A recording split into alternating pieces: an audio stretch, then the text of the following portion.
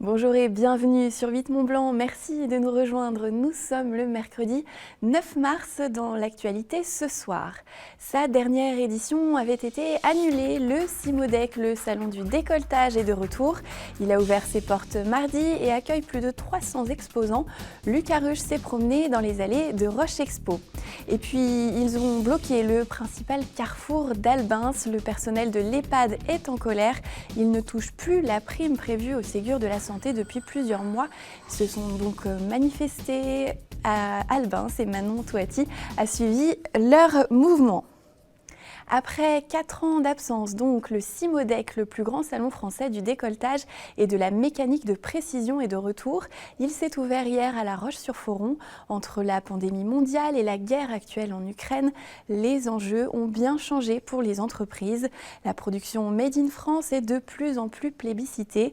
Lucas Ruche a mesuré pour nous cette tendance à la réindustrialisation et à la recherche d'indépendance pour nos entreprises régionales. Reportage. Après 4 ans d'absence, le plus grand salon français du décolletage et d'usinage de précision est de retour à La Roche-sur-Foron. Ce salon, ouvert sur 4 jours, est l'occasion pour les professionnels d'échanger et même d'exposer leurs idées au public présent. Le salon du Cimodec, c'est l'antre de la machine-outil, c'est un peu la Mecque pour nous, avec tous nos confrères qui travaillent dans la machine-outil, dans l'usinage. Et donc nous, ce qu'on vient, c'est leur apporter des solutions innovantes qui vont leur permettre en fait, de faire progresser leur savoir-faire. Et donc tous ensemble, on va proposer à l'industrie européenne une industrie qui soit plus performante, plus puissante et du coup qui pourra s'exporter plus facilement.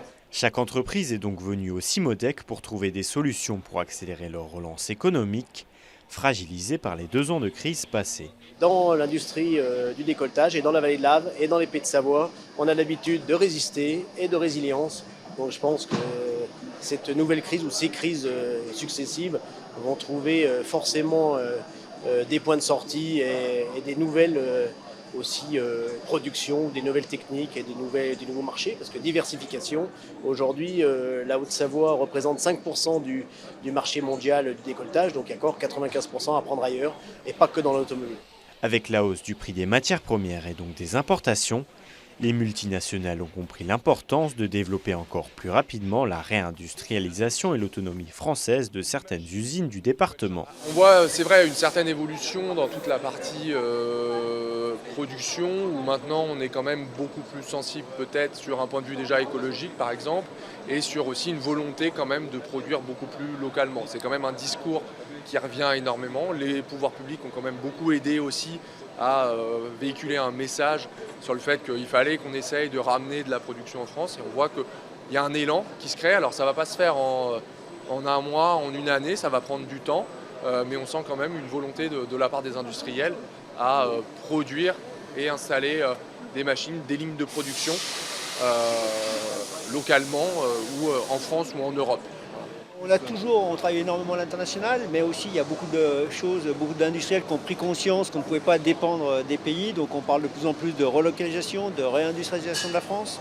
Donc la robotique est partie prenante dans tout ceci. Donc on peut très bien produire en France avec beaucoup de moyens, de la robotique. On a toutes les compétences, les capacités dans les entreprises françaises pour produire en France. Entre enjeux écologiques, crise économique et méfiance internationale, les perspectives ont bel et bien évolué et le Cimodec 2022 permet à tout un milieu d'en prendre pleinement conscience. Et nous restons dans le domaine de l'économie avec mon invitée du soir, Cécile Bolzoni. Bonsoir. Bonsoir. Merci d'être avec nous. Vous êtes le relais territorial en Auvergne-Rhône-Alpes de l'association 100 000 entrepreneurs. Donc c'est une association qui œuvre pour l'entrepreneuriat, qui fait la promotion de l'entrepreneuriat auprès des jeunes et qui notamment s'engage, on va le voir, pour l'entrepreneuriat au féminin. Mais qui êtes-vous d'abord, Cécile Bolzoni ? Eh bien, je suis donc intrapreneuse, donc c'est-à-dire que je suis salariée en temps partagé et j'occupe un poste d'activité non salariée dans les ressources humaines où je propose mes services auprès d'employeurs. Voilà. Vous m'expliquez que vous avez un parcours un petit peu atypique. Oui, j'ai un parcours atypique. J'ai commencé en milieu hospitalier, j'ai repris les études professionnelles et aujourd'hui je termine des études dans les ressources humaines parce que j'ai pas un parcours hyper linéaire mais toujours en lien avec l'humain, un fil conducteur très important. Et il faut savoir qu'en fait j'ai un handicap invisible, je suis dyslexique, dysorthographique et dyscalculique, donc voilà. Et vous partagez justement cette expérience, ce parcours avec les jeunes, notamment au travers de cette association 100 000 entrepreneurs. C'est ça, à travers 100 000 entrepreneurs, je vais témoigner dans les collèges, lycées, études supérieures de 13 à 25 ans, en intervient auprès de ces jeunes pour leur expliquer justement l'esprit d'entreprendre. Pourquoi est-ce important de promouvoir cet esprit justement auprès de ces jeunes ? Alors l'esprit d'entreprendre, c'est vaste. On parle donc d'activités non salariées, mais on peut aussi parler donc comme mon statut intrapreneur, à la fois salarié et entrepreneur. On peut parler aussi de bénévolat au sein d'associations, les présidents d'associations notamment qui mènent des projets qui sont de grande envergure très souvent. Et on peut aussi parler d'élus locaux, des femmes ou des hommes qui mènent aussi des projets. Donc voilà, c'est ça l'esprit d'entreprendre, c'est promouvoir cet esprit d'entreprendre auprès des jeunes pour qu'ils soient acteurs de leur parcours. On parle beaucoup cette semaine évidemment des droits des femmes et vous organisez les semaines de sensibilisation des jeunes autour des femmes et de l'entrepreneuriat justement. C'est la 10e édition donc, qui a commencé ce 7 mars. Qu'est-ce qui se passe pendant ces semaines ? Alors du 7 au 25 mars, on recherche des témoignages de femmes qui veuillent donc intervenir auprès des collèges, lycées et études supérieures pour parler de leur parcours entrepreneurial notamment. Mais on cherche aussi des binômes hommes-femmes pour parler aussi d'un parcours, on va dire, en mélanger un petit peu la mixité professionnelle. C'est à la fois donner un modèle féminin pour les jeunes filles, mais aussi un exemple de réussite pour les jeunes hommes.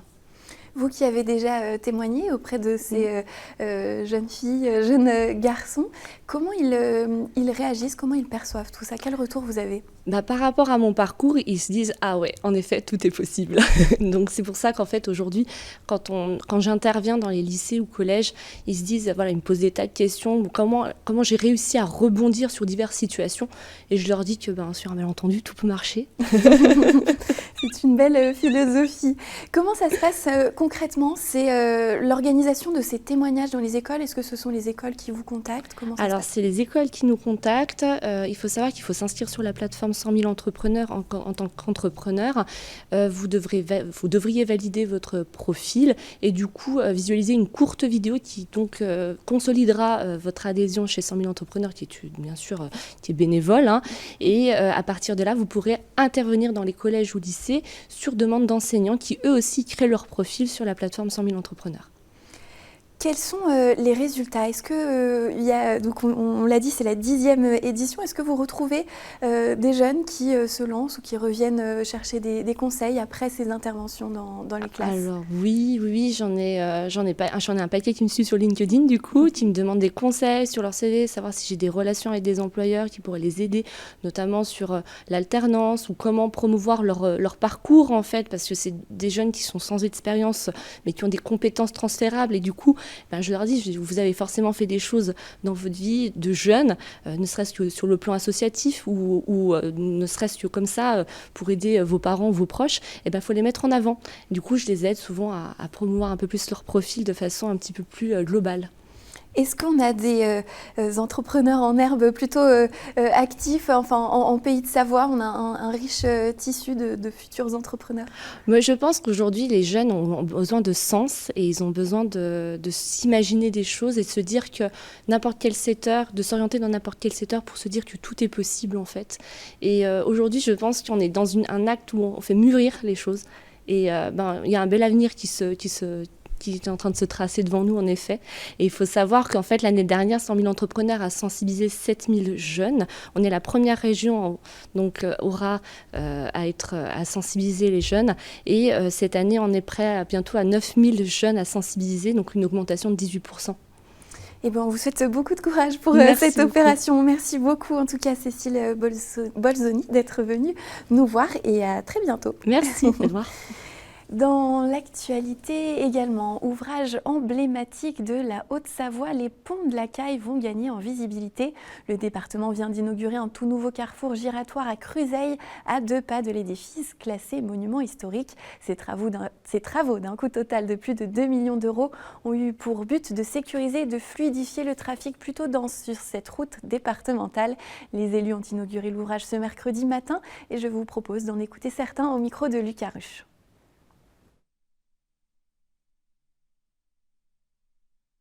Cet ouvrage a été conçu d'une part, bien évidemment, pour sécuriser les déplacements de l'ensemble des usagers du secteur, avec notamment un impact sur la vitesse qui est assez excessive à cet endroit.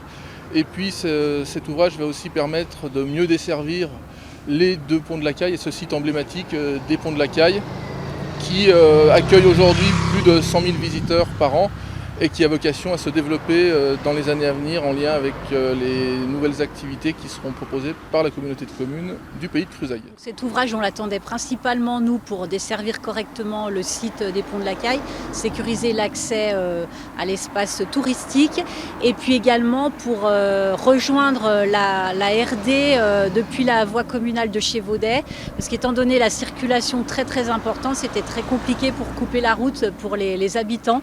Donc voilà, ça sécurise grandement l'accès à la RD 1201. Le personnel médico-social est plus que jamais mobilisé depuis 2 ans et le début de cette crise sanitaire. Une prime lui a été accordée par le gouvernement dans le cadre du Ségur de la santé. Elle s'élève à 183 € par mois et les salariés de l'EHPAD d'Albincy étaient éligibles, mais ils ne la touchent plus depuis plusieurs mois suite à une revalorisation de leur salaire. Ils sont en colère et l'ont fait savoir ce mercredi matin en bloquant la circulation dans le village. Manon Toitier était sur place, reportage. Si l'ambiance est plutôt paisible à l'EHPAD d'Albincy, dehors dans la rue la colère gronde. Les soignants de la structure ont décidé de bloquer le carrefour le plus important de la commune pour faire entendre leurs droits. Voilà plusieurs mois qu'ils ne perçoivent plus la prime Ségur accordée par le gouvernement suite à la crise sanitaire. Ils sont dans l'incompréhension. On manifeste parce que le gouvernement n'a pas du tout été bien traitant avec nous. On n'a pas de prime grand âge, 100 € quand même pour les soignants. On n'a pas de prime Ségur, on l'a eu un petit peu et puis ça s'est arrêté. Et donc voilà, nous on est là parce que nous on fait le même métier que tous nos autres collègues soignants, que ce soit dans le public, dans le privé à but lucratif, nous on est non lucratif. Donc on estime qu'on a droit exactement au même traitement. La prime Ségur est financée en partie par l'ARS et le reste est censé être pris en charge par l'établissement. L'EHPAD accorde aussi des augmentations de salaire pour ses soignants. Il s'agit là d'une petite structure, ils sont 17 pour 20 résidents. La direction souhaiterait que ses salariés bénéficient des mêmes droits que les autres, mais faute de moyens, elle ne peut pas tout financer. Le personnel ne peut donc pas cumuler de primes avec sa revalorisation salariale. Tout l'EHPAD est là parce que, en fin de compte, l'État a promis des financements qu'il n'honore pas. On a eu une revalorisation salariale et l'ARS dit qu'on ne peut pas cumuler notre prime Ségur et la revalorisation. Du coup, elle ne finance qu'une partie et notre EHPAD ne peut nous payer que la revalorisation salariale et encore, elle est en déficit de 24 000 €. Il faudrait 80 000 € pour qu'on puisse nous payer notre Ségur et notre revalorisation. Certains salariés sont forcés de cumuler 2 emplois pour parvenir à vivre décemment. L'EHPAD étant déjà en déficit, l'établissement craint de devoir fermer ses portes à la fin de l'année si rien ne bouge. En bref, à partir du 16 mars prochain, le centre de vaccination de la ville d'Annecy, situé à Cap-Péria, sera transféré au restaurant Inter-Entreprises des Glaisins. Le centre de Cap-Péria restera ouvert jusqu'au lundi 14 mars inclus. Compte tenu de l'évolution des systèmes de dépistage de la Covid-19, les centres de tests éphémères ferment, eux, progressivement. Les dépistages sont toujours réalisés dans les pharmacies, bien sûr, et les laboratoires d'analyse médicale, sans oublier les autotests disponibles en pharmacie et en grande surface. Plus de 12 millions de Français sont porteurs d'un handicap. Il s'agit d'un tiers de la population française. L'association APF France se bat au quotidien pour le respect des droits de ces personnes dans tous les domaines, la mobilité, l'emploi ou encore le logement. Les représentants annéciens de l'association se sont réunis ce matin. Ils aimeraient amener la question du handicap au cœur des débats dans la campagne présidentielle. Ils dénoncent aussi le non-respect de certains droits. On écoute un témoignage au micro de Manon Toitier. Nous nous battons sur les ressources des personnes en situation de handicap qui sont actuellement sous le seuil de pauvreté et qui n'ont jamais pu travailler de leur vie. Nous nous battons pour une révalorisation. Actuellement, vous pourrez comprendre, à force de se battre, on a atteint quand même 903 € pour avoir l'allocation handicapé adulte. Mais 903 €, je pense que tout le monde le sait, c'est un seuil de pauvreté.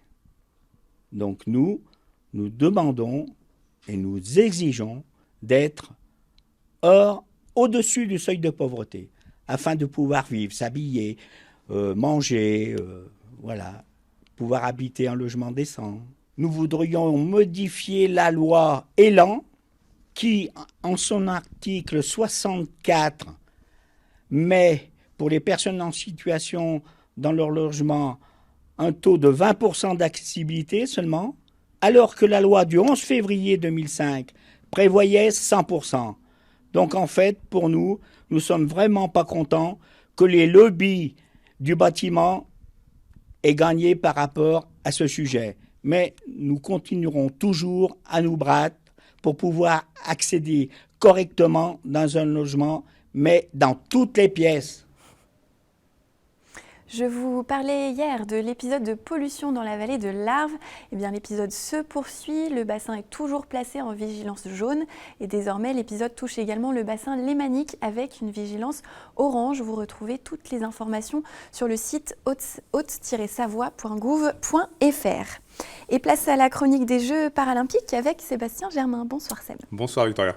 Une 4e médaille d'or pour la France. On avait laissé Benjamin Davier, le porte-drapeau de la délégation tricolore, plein de déceptions ce mardi après une 6e place en biathlon. On l'a retrouvé triomphal ce mercredi. Le Bornandin s'est offert un 4e titre paralympique après les 3 de 2018 à Pyeongchang en remportant le sprint libre en ski de fond avec la manière. Une vraie réaction de champion pour le natif d'Annecy. Le 2e des qualifications et premier de sa demi-finale. Benjamin Davier a donc remporté son premier titre dans cette épreuve. Toujours pas de médaille en revanche pour Anthony Chalençon. Alors pas de podium, oui, mais une bien meilleure attitude pour le Morzinois qui était passé complètement à côté de son épreuve en biathlon ce mardi. Le Haut-Savoyard a parfaitement réagi. Après, lui aussi, il avait remporté sa demi-finale. Anthony Chalençon et son guide Brice Ottonello ont finalement terminé 4e de cette course. Après cette course, justement, Anthony Chalençon a exprimé sa fierté, mais aussi sa déception. On retrouvera d'ailleurs nos 2 Hauts-Savoyards samedi pour l'épreuve de relais. On croise les doigts, on croit en eux. On croit en eux, effectivement. Allez, Anto. Est-ce que la France a progressé au niveau du tableau des médailles ? Une médaille d'or en plus, une place en plus. Les Bleus sont désormais 4e avec 6 médailles, 4 en or, 1 en argent et donc 1 en bronze. Et 2 grosses chances de médailles demain. Les skieurs alpins ont rendez-vous avec l'histoire en géant. Arthur Baucher visera la passe de 3 après ses titres en descente et en super combiné. 4 autres Français sont engagés en catégorie debout. Oscar Burnham, Manuel Burdin, Jules Segers et Jordan Broisin. Et en catégorie déficient visuel, il faudra surveiller Hyacinthe Deleplace qui a l'occasion d'être sacré, lui, champion paralympique pour la toute première fois, après une 5e place sur le super combiné, une 4e sur le super G et une très belle médaille de bronze en descente. Rendez-vous à partir de 8h30 pour nos Français. Merci beaucoup, Seb. Merci, Victoria. Et c'est ainsi que se termine ce journal. Vous connaissez la suite sur notre antenne, la météo et puis un nouvel épisode de Panorama. Emmanuel Jaude se promène toujours sur le marché de la vieille ville d'Annecy. Je vous retrouve pour ma part demain à 18h. Très bonne soirée sur 8 Mont Blanc, bien sûr.